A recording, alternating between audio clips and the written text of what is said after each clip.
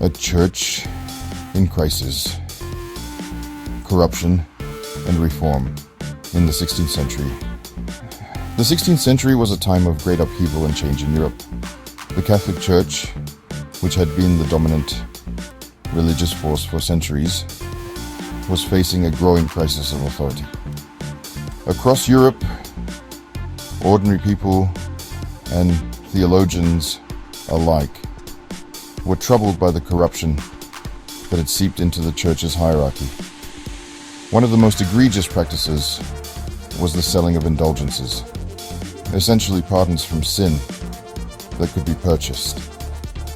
This practice, seen by many as the commodification of faith, deeply troubled a young monk named Martin Luther.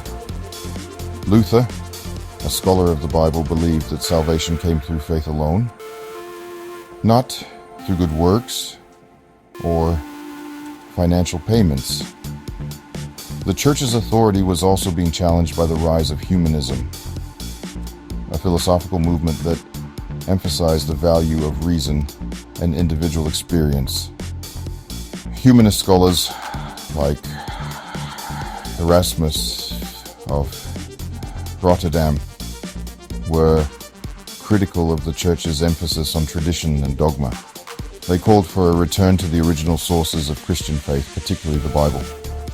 This emphasis on Scripture would become a cornerstone of the Protestant Reformation. The Catholic Church, however, was slow to respond to these challenges. Its attempts at reform were often half-hearted and did little to address the underlying issues. The lightning strike, Martin Luther and the 95 Theses. Martin Luther, a professor of moral theology at the University of Wittenberg, became a pivotal figure in the unfolding drama of the Reformation.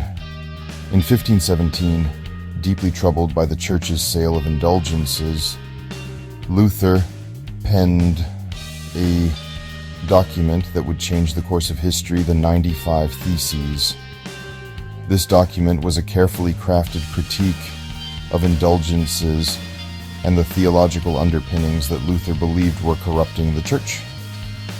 Luther argued that salvation was a free gift from God, received through faith in Jesus Christ, and not something that could be earned or purchased.